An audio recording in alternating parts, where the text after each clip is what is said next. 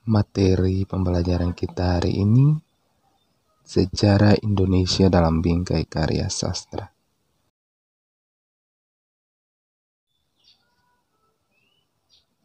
Ya, jadi kompetensi dasar kita dalam pembelajaran kita yaitu 3.3 mengidentifikasi informasi yang mencakup orientasi, rangkaian, kejadian yang saling berkaitan, komplikasi, resolusi, dan koda dalam cerita sejarah lisan atau tulis. 4.3-nya mengonstruksi nilai-nilai dan informasi cerita sejarah dalam sebuah teks eksplanasi. Indikator pencapaian kompetensi dan indikator pencapaian yang harus dicapai oleh anak-anak sekalian adalah anak-anak bisa menjelaskan pengertian teks cerita sejarah, menentukan struktur teks cerita sejarah, menentukan isi teks cerita sejarah, dan menentukan nilai-nilai yang terdapat dalam cerita sejarah, menentukan kebahasaan dalam teks cerita sejarah, dan mengonstruksi kembali nilai-nilai dari teks cerita sejarah ke dalam teks eksplanasi. Mengonstruksi artinya menceritakan atau membuat, menciptakan, seperti itu. Oke, kita masuk dalam materi kita. Pembahasan lebih dalam tentang materi kita. Bab 2, Sejarah Indonesia dalam bingkai karya sastra. Dalam bagian ini ada beberapa hal yang kita bahas. Yang pertama, pemahaman tentang teks cerita sejarah. Yang kedua, informasi. Kita bisa mengetahui informasi dan unsur-unsur pembangun teks cerita sejarah. Yang ketiga, nilai-nilai dalam teks cerita sejarah. Yang keempat, ciri kebahasaan teks cerita sejarah. Dan yang kelima, penyusunan teks cerita sejarah itu sendiri. Oke, kita lanjut ke yang pertama. Bagaimana kita memahami atau apa yang kita ketahui tentang pemahaman teks cerita sejarah. Nah, di dalam pemahaman teks cerita sejarah meliputi beberapa hal. Yang pertama bisa kita lihat. Yang pertama, pengertian sejarah. Yang kedua, ciri-cirinya. Yang ketiga, jenis-jenis. Yang keempat, ada strukturnya. Dan yang kelima, ada bagian fungsinya. Seperti itu. Nah, selanjutnya kita harus mengetahui dulu apa itu teks cerita sejarah. Jadi, teks cerita sejarah adalah naskah cerita atau narasi, rekaan yang mengandung unsur-unsur sejarah. Jadi, dalam teks sejarah ada beberapa unsur nyata. Misalnya, tokoh, nama tempat, dan peristiwa. Namun, dalam teks cerita sejarah terdapat pula cerita yang sifatnya rekaan. Misalnya mitos-mitos asal-usul negeri, mitos kedatangan sebuah agama, dan mitos alegori. Itu. Yang berikut, ada ciri-ciri dari teks cerita sejarah itu sendiri. Yang pertama kita bisa lihat, biasanya di dalam ciri-ciri teks cerita sejarah muncul atau kelihatan nampak ada menampilkan latar masa lalu, terus disajikan secara kronologis, sering menggunakan konjungsi temporal, terus ada menampilkan isinya berupa, isi teks itu berupa fakta atau fiksi, gitu ya. Ya, yang berikut tentang jenis teks cerita sejarah. Dalam jenis teks cerita sejarah meliputi teks cerita sejarah fiksi dan juga ada teks cerita sejarah berdasarkan fakta sejarah. Selanjutnya ada struktur teks cerita sejarah. Di dalam struktur teks cerita sejarah terdapat beberapa hal. Yang pertama abstrak, yang kedua orientasi, yang ketiga komplikasi, keempat ada klimaks, yang kelima ada resolusi, dan yang keenam ada koda. Orientasi itu pengenalan tentang tokoh-tokoh, tempat, dan lain-lain. Yang berikut klimaks itu puncaknya, resolusi penyelesaian, dan koda seperti itu. Ya, yang berikut ada fungsi teks cerita sejarah. Dalam fungsi teks cerita sejarah kita dapat mengetahui ada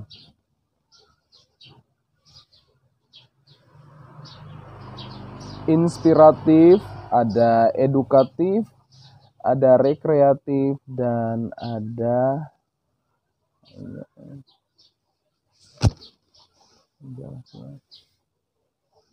ya kalian bisa lihat di situ.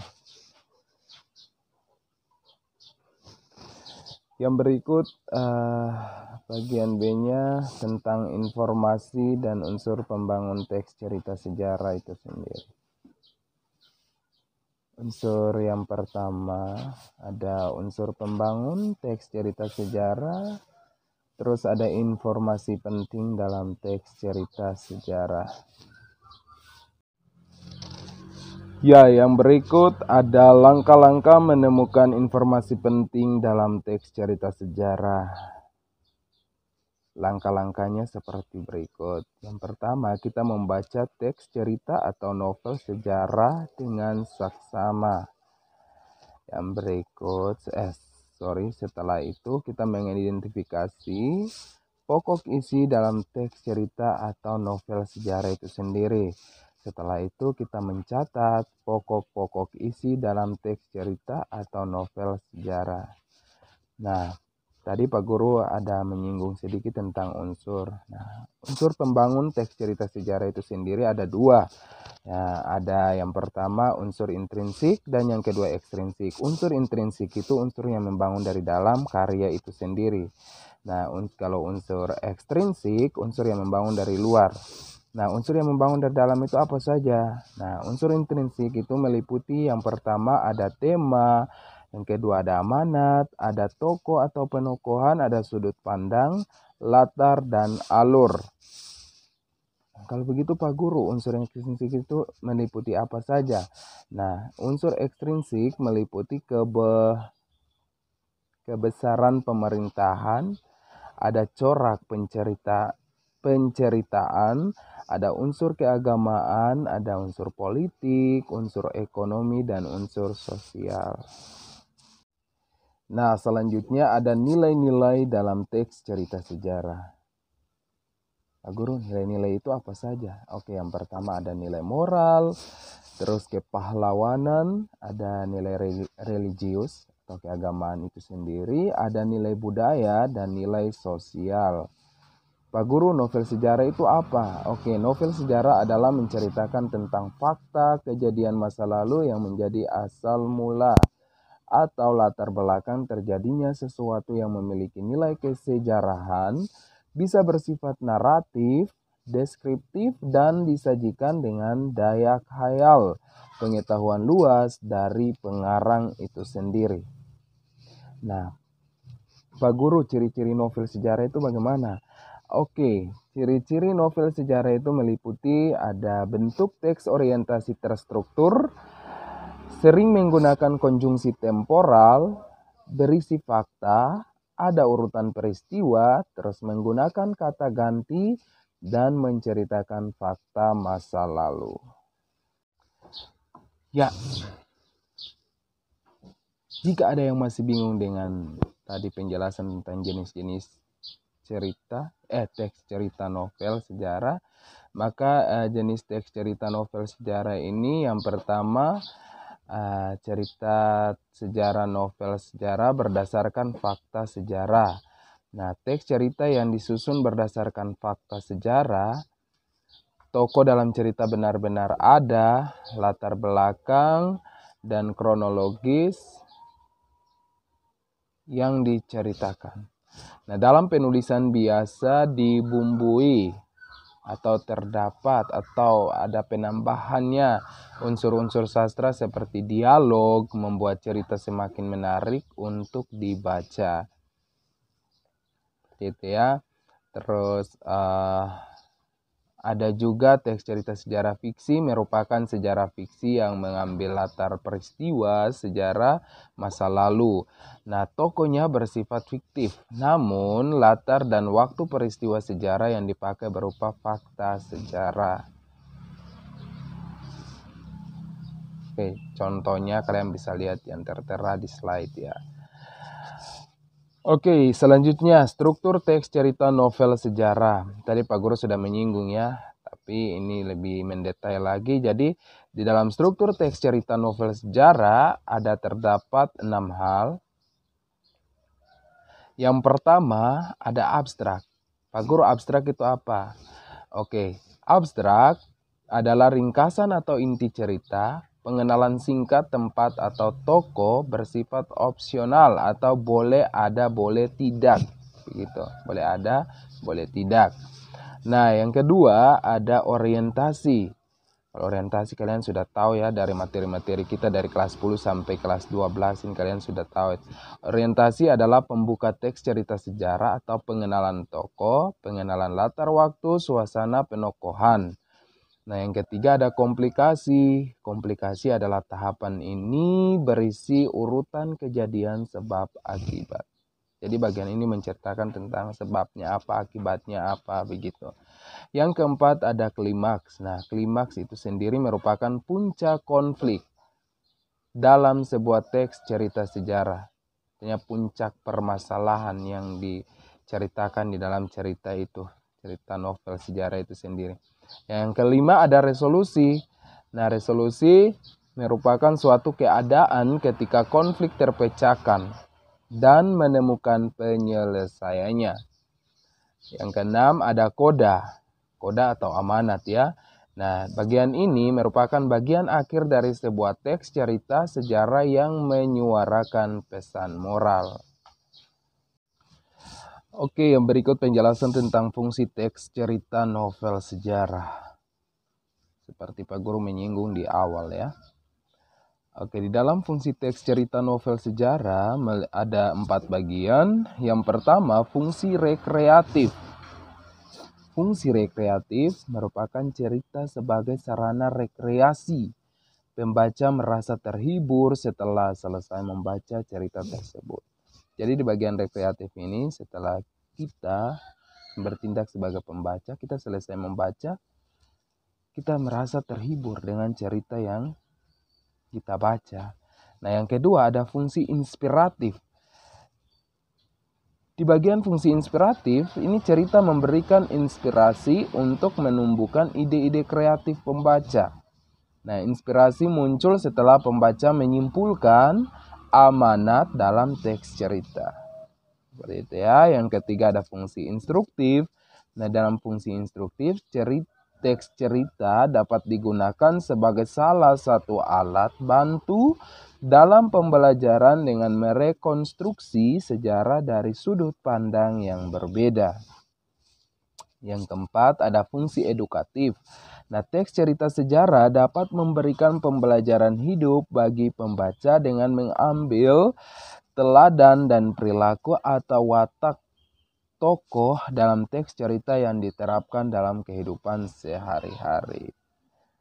Atau biasanya kalau kita membaca novel seperti itu, kita langsung kayak respon begini. Nah, tokoh ini dia bagaimana? Kok dia jahat sekali? Oh, yang ini dia baik sekali gitu ya. Nah, yang bagian keempat ini fungsi edukatif, ini fungsi tentang pendidikan.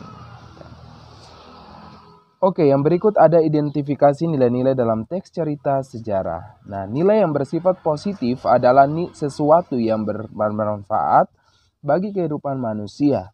Nah, nilai-nilai yang terkandung dalam dalam cerita novel sejarah adalah ada nilai moral, ada nilai religius, ada nilai budaya, nilai kepahlawanan, dan nilai sosial. Nah, nilai moral berkaitan dengan akhlak, budi pekerti, dan tindakan susila manusia. Nilai religius berkaitan dengan hubungan manusia dengan Tuhan. Nah, nilai budaya berhubungan dengan konsep adat istiadat, kesenian, kepercayaan, upacara adat. Nilai kepahlawanan berhubungan dengan perjuangan dalam memperjuangkan sesuatu. Gitu ya. Jadi nilai kepahlawanan di sini bukan berarti kita kayak memperjuangkan tidak hanya sebatas pahlawan yang memperjuangkan kemerdekaan atau apa, tapi biasanya dalam novel itu seperti seseorang kayak diceritakan dia memperjuangkan, mungkin mempertahankan nama baiknya, terus ada mungkin diceritakan ayahnya mungkin disiksa atau apa, seperti itu dia berjuang untuk menghalau semua itu, seperti itu ya kalau dalam novel kalau kita baca. Oke, ada nilai sosial. Nah, nilai yang berkaitan dengan tata pergaulan individu dalam masyarakat, perjalanan hidup tokoh dalam cerita, seperti itu. Ya, kita masuk pada bagian berikut, ada menelaah keterkaitan nilai dalam teks cerita sejarah dengan kehidupan masa kini. Nilai-nilai dalam suatu teks cerita sejarah berhubungan dengan kehidupan pengarang dan latar cerita atau karya itu dibuat. Nah, nilai-nilai yang termuat dalam suatu teks cerita sejarah memiliki relevansi dengan perkembangan zaman. Mengonversi nilai-nilai teks cerita sejarah menjadi teks eksplanasi. Nilai-nilai yang telah ditemukan dalam teks cerita sejarah diubah ke dalam sebuah teks eksplanasi. Nah, teks eksplanasi teks yang bertujuan untuk menjelaskan fenomena alam, fenomena sosial. Nah, struktur teks eksplanasi terdiri atas pernyataan umum, deretan penjelas, dan penutup atau kesimpulan. Seperti itu ya. Ini adalah contohnya, kalian bisa lihat. Nanti juga Pak Guru akan kirim dalam bentuk file. Seperti itu ya di grup.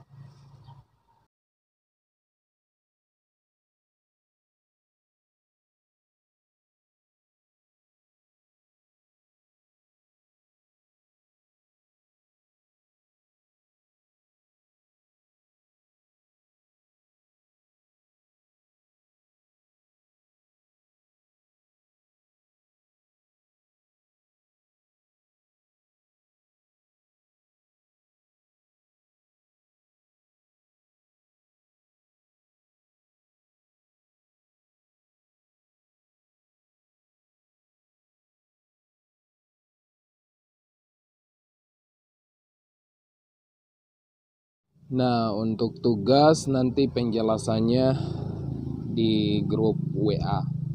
Seperti itu ya.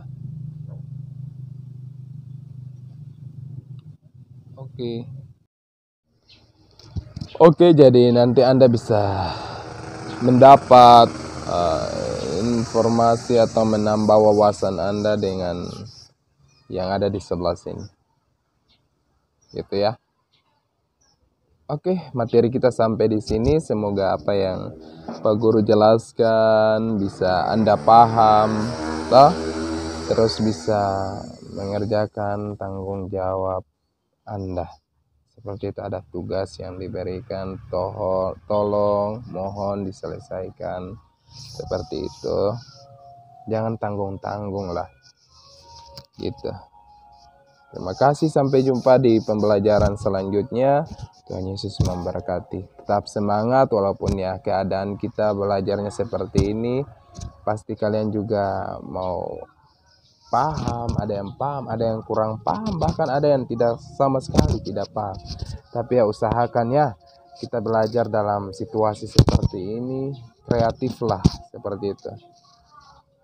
sahabat kalian paling istimewa adalah YouTube tentang pembelajaran, keluarga besar Google juga tentang pembelajaran seperti itu. Semangat belajar, maju terus dalam situasi seperti ini, hadapi dengan keceriaan. Senang sajalah, jangan buat jadi suatu beban. Belajar itu harus santai. Oke, sampai jumpa, Tuhan memberkati.